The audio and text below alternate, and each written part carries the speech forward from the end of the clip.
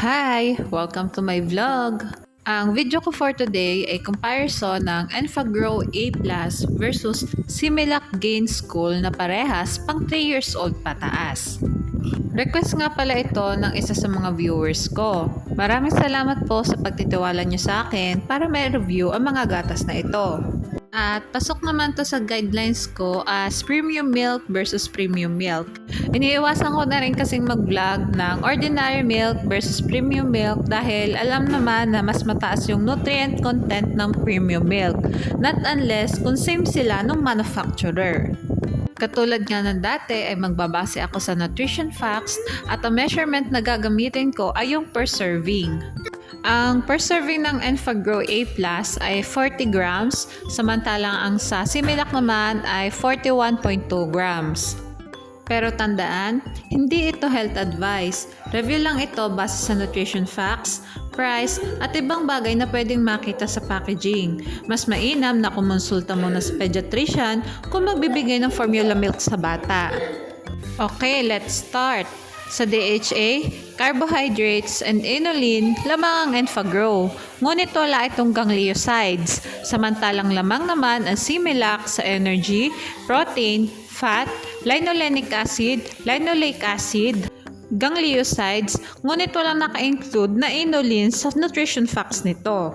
Lamang ang Similac sa FOS, oligosaccharides blend, 2FL, taurine, inositol, B-carotene, and lutein. Samantalang wala naman ang Enfagrow ng FOS, oligosaccharides blend, taurine, inositol, B-carotene, and lutein. Lamang ang Similac sa first category. Mag-proceed naman tayo sa vitamins. Sa vitamin B1 and vitamin B6, lamang ang Enfagrow. Samantalang lamang naman ang Similac sa vitamin A, vitamin D, vitamin E, vitamin K, vitamin C, vitamin B2, and vitamin B12. Sa niacin at choline, lamang ang Enfagrow. Ngunit wala itong nucleotides. Samantalang lamang naman ang Similac sa folic acid, pantothenic acid, biotin, at nucleotides. Lamang ang Similac sa vitamins. Sa calcium, phosphorus, magnesium, sodium, potassium, chloride, zinc at iron, lamang ang Similac.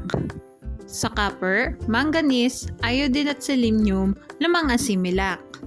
Lamang ang Similac sa minerals. Dito naman tayo sa other nutrients. Ang Enfagrow ay may phospholipids at sphingomyelin na wala ang Similac. Lamang ang Enfagrow sa other nutrients. Magtungo naman tayo sa price na parehas kung kinuha sa Lazada. Bali guys, pwede mag-iba ang presyo ng dalawang gatas na ito, depende kung saan store nyo sila titingnan. Nga pala, hindi ako nakakita na magkaparehas na bigat na pinagbebenta ng dalawang gatas na ito. Yung nakita ko ay yung Enfagrow A Plus ay 2.3 kg na nagkakahalaga ng 2,105 pesos, kung saan lumalabas na 915 per kilo ito. Samantalang ang Similac ay yung bigat niya ay 2.4 kg at nagkakahalaga naman ito ng 2,503 pesos. At lumalabas ito na 1,042 ang halaga per kilo. Kaya naman mas affordable ang Enfagrow A Plus compare sa Similac. At ito na nga yung summary ng vlog ko today. Sa first category, vitamins and minerals, lamang ang Similac. Samantalang lamang naman ang Enfagrow sa other nutrients. At mas affordable din ito. Nakita naman natin sa review, mas madaming component ang Similac kaysa sa Enfagrow. Kaya masasabi ko na mas sulit ang Similac. Pero sa age naman na 4 years old pataas, dapat malakas na rin kumain ang mga bata at sa solid foods na dapat nila nakukuha ang major nutrients. Pwede rin naman kayong gumawa ng sarili nyong research base sa review na ito. Sa brain development, ang Similac ay may ganglioside, inositol at DHA. Samantalang ang Enfagrow naman ay may phospholipids, sphingomyelin at DHA. Sa vitamins at minerals naman for sure, pamilyar na kayo dyan. Kayo na rin yung magseset ng preference nyo. At the end naman yung makikitaan rin ng magandang outcome sa bata ang pipiliin nyo. Basta laging tandaan, pumili ng gatas ng hiyang sa bata. Okay, hanggang dito na lang po ang vlog ko. Sana ay nagustuhan nyo. Thanks for watching. Please like and subscribe for more videos.